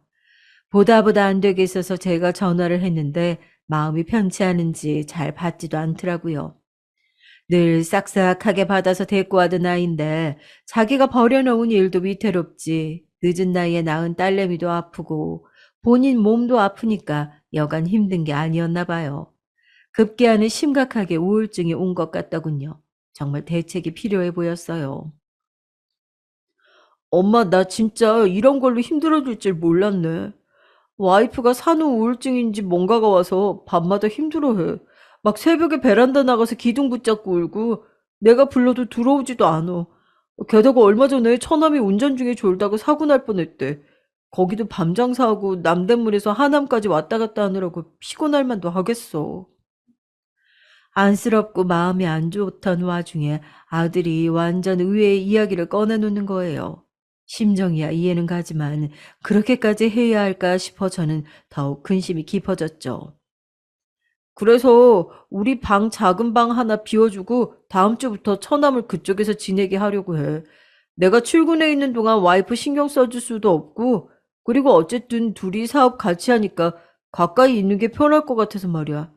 나도 이 근처에 작은 거 하나 얻어서 있으면 안 될까 했는데 사업도 너무 상황이 안 좋고 그럴 형편이 안 되나 봐. 이 부분에서 전 약간 이해가 안 가는 게 사돈네 집이 그 중간쯤에 있거든요. 칼국수 집을 하시는데 바로 옆에 집까지 있어서 왔다 갔다 하신다고 들었어요. 그러면 거기서 지내도 되지 않나 싶었는데 하여간 30대 중반 넘어 장가 안 간 아들은 어느 집에나 애물단지가 되나 봐요. 사돈네가 아들이랑 같이 살길 원치 않는다고 하더라고요. 뭐 그거야 저도 이해는 가지만 그렇다고 매형이랑 누나가 살고 있는 집에 간다는 걸 그냥 둘 일인지 제 상식으론 좀 답답한 거죠. 어느 날 제가 김치며 밑반찬을 좀 넉넉하게 한 날이 있어서 그걸 갖다 주러 아들네 들렸거든요. 근데 저도 처남이 있다는 건 알았지만 막상 집에 찾아갈 때에는 까맣게 잊고 있었던 것 같아요. 배를 눌렀는데 아무도 안 나오길래 문을 툭 쳤는데 누군가 문을 훅 열어주는 거예요. 문을 연 사람이나 저나 서로 기겁해버렸네요. 어이, 사돈어른! 아유, 아유, 그래요. 아이고, 저기 사돈 총각이구나. 아유, 잘 지냈어요? 이렇게 어색하게 말을 던지고 음식 갖다 주러 왔다고 슬슬 안으로 들어갔는데 이전보다 뭔가 아들네 집이 더 복잡복잡하고 좁아진 느낌이 드는 거예요. 애기도 키우고 하다 보니까 정신이 없겠지만 안 그래도 셋이서 살기도 큰 집도 아닌데 식구가 하나 더 늘었으니 그럴 만도 하잖아요. 주섬주섬 반찬들을 꺼내가지고 냉장고 안에 넣어두고 대강 사돈 총각에게 짧게 인사를 했는데 제 아무리 피곤해도 그렇지 나와보지도 않더라고요. 작은 방에서 그냥 내내거리면서 답만 할 뿐 제가 나가기까지 코빼기도 안 비추더라고요. 자기 누나는 밝고 부침성도 좋고 예의도 바른 편인데 남동생이 저렇게 사회성이 없어서 쓰겠나 안타까운 생각도 들었죠. 그런데 이 생각도 길지 않았던 게 어째 그 집안 핏줄이 그랬었던 건지 몰라도 며느리도 점점 성격이 변하는 것 같더라고요. 뭐 아주 나쁜 성격으로 고약하게 변했다는 것은 아니지만 좀처럼 우울하고 무기력한 것을 극복할 수 없었던 모양이에요. 손녀 데리고 병원 다니다가 결국 자기도 정신과 예약할 정도로 힘들어한다고 들었거든요. 아우, 그 정도야? 아니, 민지 하나도 돌보기도 너무 힘들어서 그런가. 아니, 그런데 그 심장에 구멍 난 건 크면서 좋아질 수도 있다며. 그럼 너나 새애기나 좀 기다려보지 그래. 너무 초조하게 생각하니까 마음 못 잡는 거 아니니? 아들도 답답했는지 한숨을 훅 내쉬더군요. 제 기준에는 우울해한다는 건 참 할 일 없는 사람들이나 그렇다고 생각되거든요.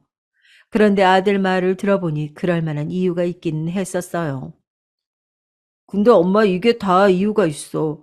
와이프 말이야. 같은 건물에 있는 사람한테 크게 사기를 당한 것 같아. 처남이랑 구두로 말이 오가다가 이걸 계약하게 된 모양인데 아무튼 나도 자세히는 모르겠고 뭐 다 속았다고 아주 그냥 울고불고 그렇게 서럽게 울어대서 집에서도 아주 그냥 자기 동생이랑 원수가 돼서는 내가 있는데도 둘이 큰 소리로 싸운다니까. 저도 순간적으로 놀래서 다그치듯이 물었어요. 아이고, 정말? 아이, 그럼 어떻게 되는 건데? 지금 가게도 있고 뭐 쇼핑몰도 한다며 거기 타격 입을 정도로 난리가 난 거야? 그것만은 아니라고 말해주길 바랬는데 아들은 제 마음과 전혀 다른 대답을 하더군요. 세상 일 돌아가는 게 진짜 쉽지 않은 것 같아. 엄마 나 이번 일 지켜보다가 직장 다니면 월급 매달 꼬박꼬박 받는 게 얼마나 감사한 일인지 알았다니까. 난 사업할 자신도 재간도 없지만 아무튼 남이 주는 돈이 최고인 것 같아. 이 녀석아 말 돌리지 말고 빨리 말해봐. 그래서 네 마누라 사업이 어떻게 됐다는 건데? 그러니까 곧 접어야 된다고. 지금 당장 재촉받는 빚만 해도 몇 천을 훌쩍 넘고 1억 안팎이었던 것 같아. 문제는 이 사람도 나도 당장 급전이 없는데 어떡하나 싶어. 사실 1억이라는 게 크다면 크고 적다면 적은 돈이지만 얘네 딸내미인 손녀까지 주기적으로 병원도 데리고 다녀야 하고 신경 쓸 게 많은데 말이에요. 아주 평범한 부부로이다 보니 어디서 부모들이 대단하게 챙겨줄 돈이 있는 것도 아니고 참 답답하더라고요. 이 지경에 왔으니 며느리도 답답해서 저렇게 예민해졌나 싶어요. 저라도 제 정신으로 버티긴 힘들 것 같더라고요. 근데 이 와중에 더 충격적인 말을 들었으니 바보 같은 아들 녀석은 왜 이리 말을 제일 마지막에 하는 걸까요? 그리고 엄마, 엊그제 나 진짜 충격적인 일을 겪었어. 와이프가 괜히 집에서 혼자 있다가 제 발로 정신과 간 게 아니야. 나 그날 새벽에 진짜 너무 놀래가지고 기절초풍했다니까? 뭔데 그렇게 뜸을 들여? 결혼론만 얘기해. 뭔 놈의 자기 부인 힘든 것만 생각하는 건지 이런저런 말 듣고 소화하느라 더 힘든 제 엄마는 눈에 뵈지도 않는 것 같더라고요. 근데 듣고 전 너무 놀래서 한동안 대답을 못했어요. 와이프가 요즘 새벽에 혼자 깨서 민지한테 수유하고 먹이고 재우고 그렇게 피곤해할 때가 많았거든. 근데 한창 스트레스가 많으니까 자기도 막 화내기도 하고 울더라고. 그날은 나보고 애 좀 보라고 막 흔들어 깨우길래 나한테 이렇게 짜증 부리는 애가 아닌데 왜 그런가 했어. 근데 내가 주방에서 민지 안고 분유 먹이는데 그대로 애기 방에 들어가 버리더니 문을 찰칵하고 잠그는 거야. 아, 그냥 스트레스 받아서 그런 거 아니야? 아무도 들어오지 말라고. 아, 근데 나는 낌새가 이상해서 민지 안고서 문을 툭툭 두드렸는데 절대 안 열어주는 거지. 아무래도 기분이 좀 별로라서 스페어 키로 따고 열어봤는데, 아, 진짜 아무래도 와이프 너무 심각한 상태인 것 같아서 나도 주저앉았다니까. 뭐가 이렇다 싶은 심정은 없지만 며느리가 우울감이 너무 심해서 그런 건지 제대로 씻지도 않고 머리는 엉클어진 채 왠지 극단적인 일을 행하려는 듯 보였대요. 이때 정말 머릿속이 아찔하더니 저 역시도 앞이 어질어질 기우뚱하더라고요. 이대로 진짜 일날 수도 있겠다 싶어서 우리 남편에게는 비밀로 하고 저 혼자 며칠을 고민하고 머리를 싸매고 결심을 하게 됐죠.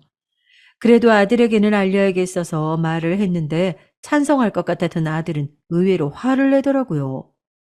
엄마, 돈이 그렇게 남아돌아서 썩어나? 1억이야, 1억. 그걸 왜 엄마가 대준다는 건데. 저건 와이프가 벌인 사업이고 잘 안 돼도 그냥 우리가 알아서 해야지. 엄마 아버지가 집도 사줬는데 생활하는 것까지 뭘 이렇게 다 해주려 그래? 나한테 줘도 부담스러워서 돌려줄 마당에 엄마 며느리가 빚진 건데 그냥 알아서 하게 둬. 아, 나 이렇게 계산 복잡해지고 관계 꼬이는 거 싫다고.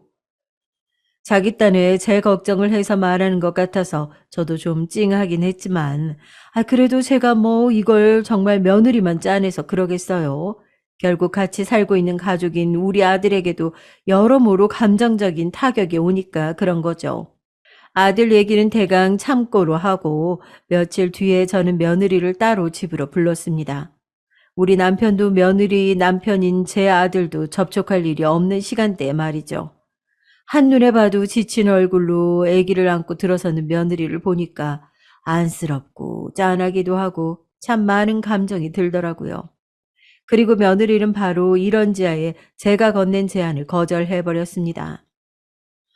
어머니, 이건 제 일이에요. 지금 좀 힘들긴 한데 민지도 많이 좋아졌다고 하고 그럼 어린이집 보내고 저도 다시 일해서 갚아낼 생각이에요. 이렇게 하시면 제가 더 부담스러워요, 어머니. 그러나 저도 물러서지 않고 말을 했어요. 아예 능력이 없는 것도 아니고 좀 무리를 해서라도 자식네 가정의 안정 찾을 수만 있다면 그걸 안 해줄 부모가 어디 있겠어요. 재차 몇 번을 설득해서 며느리에게 줬고 반나절을 옥신각신하다가 결국 제 제안을 받아들이게 됐답니다. 아무래도 이후로 자주 마주치면 며느리가 부담스러워할 것 같아서 저도 좀 연락을 피했고 아들을 통해서 잘 해결되고 있는지 물어보는 정도였죠. 들어다 보니까 다행히 사업 빚은 많이 충당이 된 터라 적당히 가게 넘기고 정리하고 들어오면 되는 것 같더라고요. 시작한 지 그렇게 오래 안 되었지만 돈 들어갈 때가 많아서 힘들었다더니 어찌어찌 처리되는 듯 했습니다. 그런데 그렇게 며칠 뒤 며느리가 갑자기 연락이 왔어요. 어머니, 저 잠깐 민지랑 들릴게요. 집에 계시죠? 어머니께 드릴 말씀도 있고 해서 식사하지 마시고 그냥 계세요. 아무래도 낌새가 제가 빌려준 돈에 대해서 뭐라 얘기하려고 오는 것 같더라고요. 갚는 건 천천히 갚으라고 했더니 본인이 노력해서 최소 5년 안에 갚겠다고 하더군요. 그러라곤 했는데 제가 그간 지켜본 며느리의 성향으로 볼 때는 아마 찝찝해하는 것 같더라고요. 그런 생각을 하다 보니 며느리 맞을 준비를 하는 동안에 마음이 편치는 않았습니다. 이 돈은 제 비상금 통장에서 꺼낸 거라 남편도 모르는 액수이기도 하고 일단 혼자 융통해서 관리가 가능한 돈이었는데요. 그리고 아들네가 불안불안하니 잘 살라고 빌려준 거라 그리 급하지도 않았거든요. 아무튼 그렇게 해서 며느리가 집에 왔는데 손녀만 데리고 온 게 아니라 또 다른 손님을 데리고 온 거예요. 사돈, 안녕하세요. 아유, 우리 딸한테 얘기 듣고 왔어요. 아니, 글쎄, 어쩌다 그렇게 큰 돈을 덜컥 주신 거예요. 아니, 내가 정말 몸둘 바를 몰라서, 아니, 뭘 어쩌면 좋을지 몰라서 후다닥 이렇게 왔네요. 아유, 안으로 들어가도 되나요? 글쎄, 본인 친정엄마를 모시고 왔더라고요. 아니, 귀뜸이라도 해주던가. 사실 뭐 알았어도 저는 좀 불편하긴 했을 거예요. 아무튼 너무 당황해서 집을 오픈하고 안으로 들어오게 했죠. 제 딴에도 큰 결심을 하고 건넨 거액이긴 하지만 그 집안 어른까지 데리고 와서 인사를 하니 어떻게 대응을 해야 될지 모르겠더라고요. 게다가 이것저것 음식을 해갖고 오셔서는 고맙다는 말만 연거푸 하시니까요. 아휴, 사돈도 아시겠지만 저희가 식당을 하잖아요. 밑반찬 좀 넉넉히 갖고 왔습니다. 아유, 이거 진즉 좀 드렸어야 되는데 너무 늦어서 제가 다 미안해요. 그러시면서 반찬들을 우리 집 식탁 위에 엄청나게 늘어놓으시는데 딱 봐도 엄청 맛있어 보이는 것들을 담은 통을 끝도 없이 내려놓으시더라고요. 아유, 이게 다 뭔가요, 사돈? 아, 이러지 않으셔도 되는데.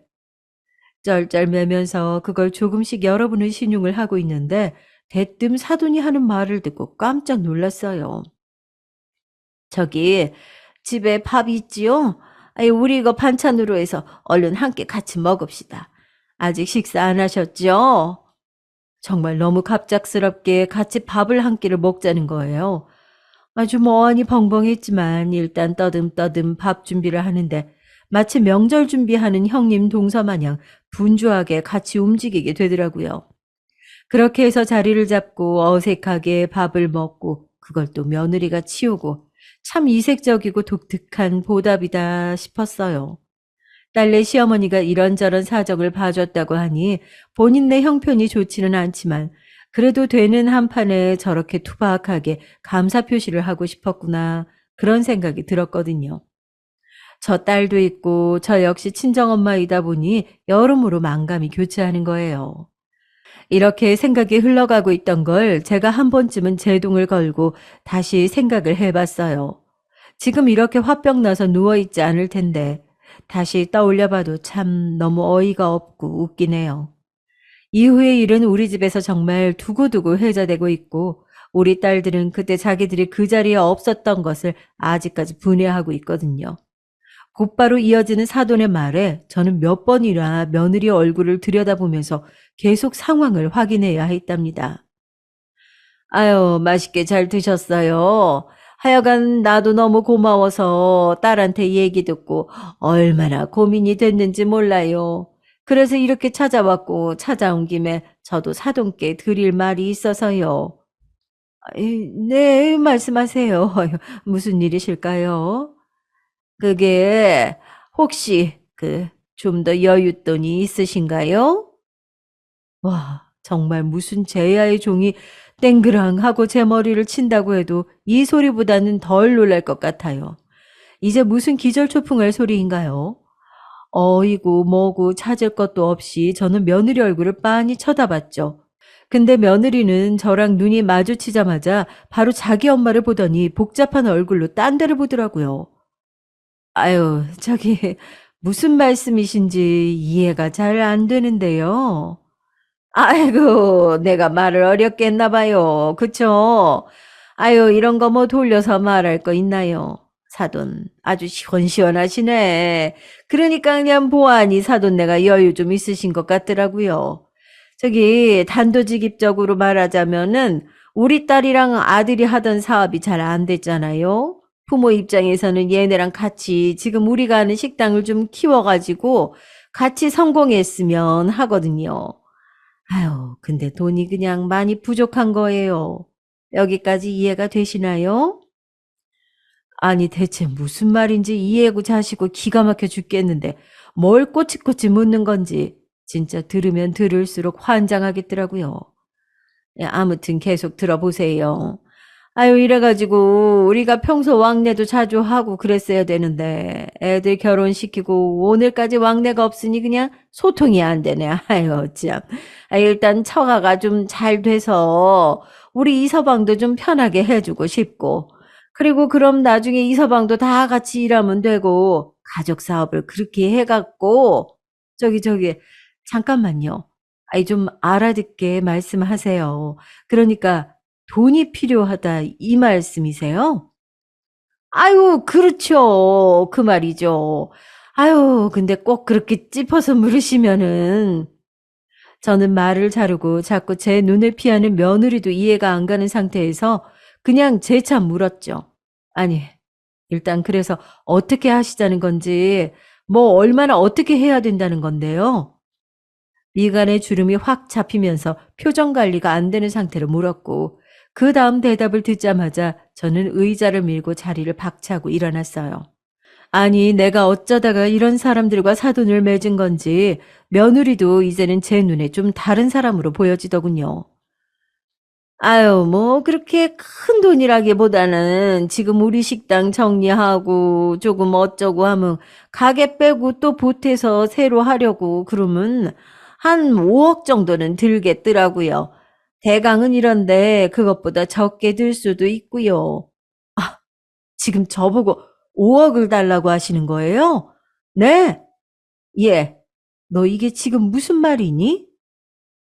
그런데 너무 어이가 없는 게 며느리는 이때 답도 우물쭈물 안 하고 자꾸 지 딸내미 머리만 매만지고 있고, 얘네 친정엄마는 말을 확 막아버리더니 자기랑 얘기하자는 거예요.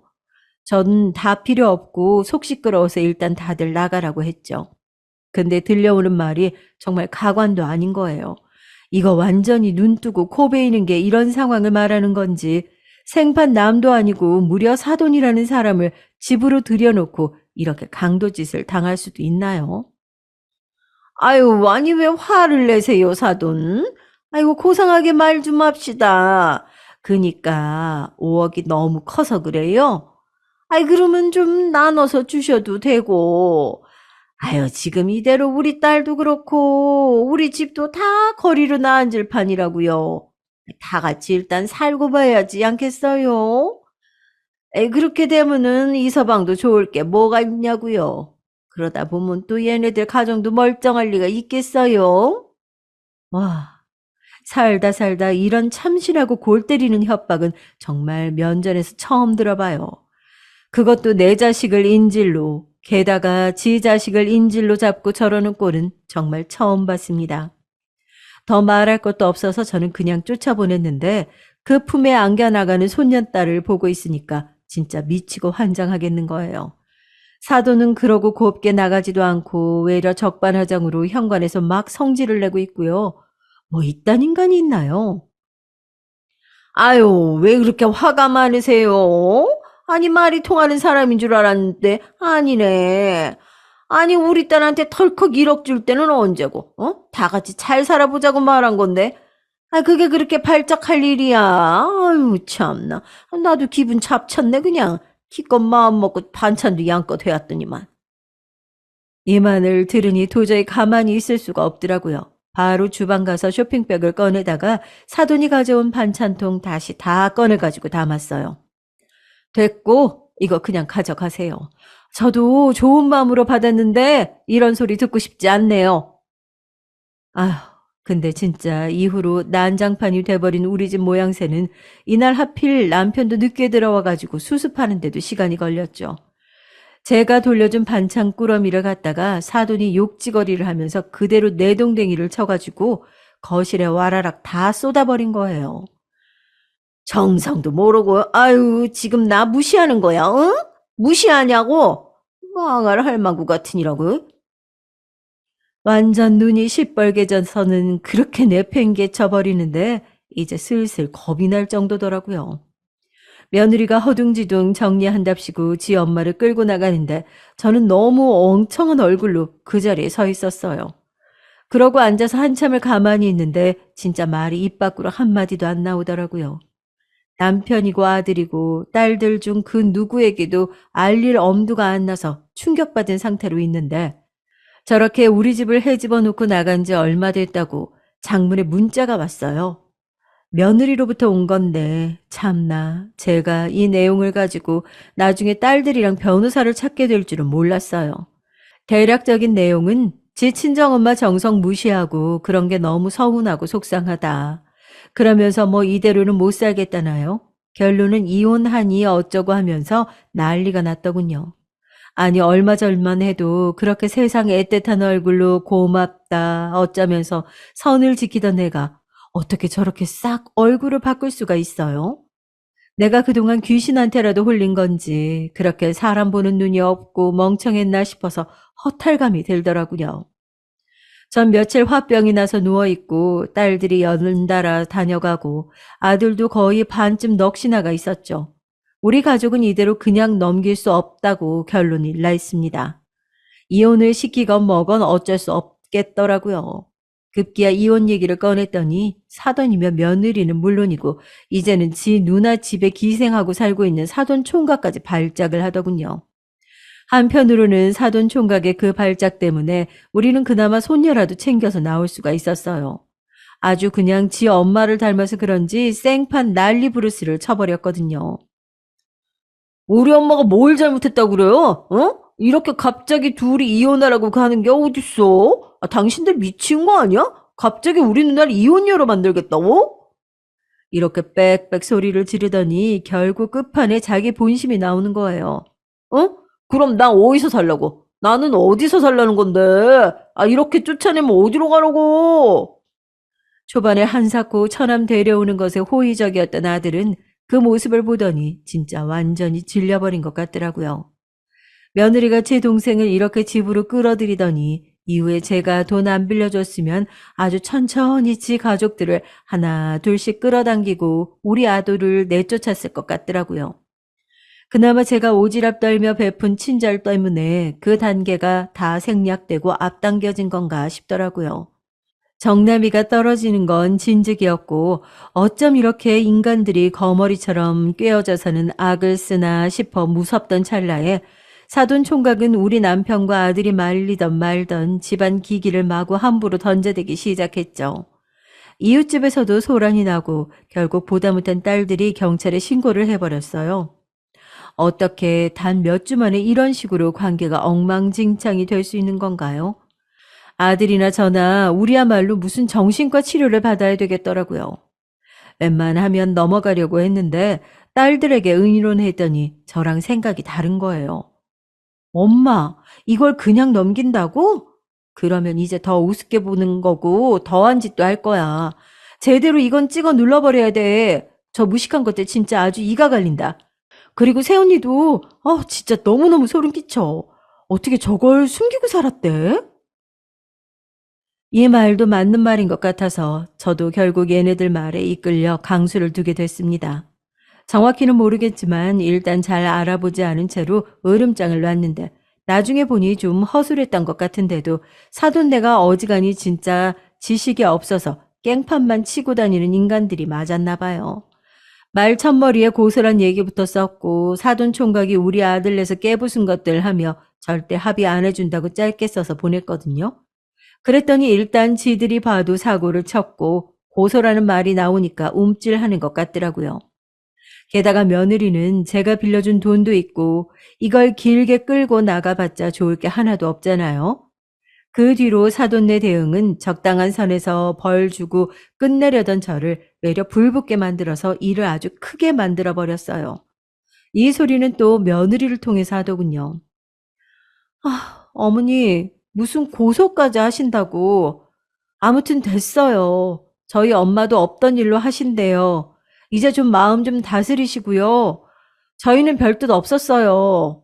어머니가 빌려주신 거 감사하기도 하고, 그냥 의중을 좀 물어보러 간 건데, 어머니가 너무 예민하게 반응하시니까, 일이 너무 커졌어요. 서로 어색해지기만 하잖아요. 이렇게 감정적인 분인지 몰랐어요. 저도 얼른 돈 갚던지 할 테니까 분 좀 내려놓으셨으면 좋겠네요.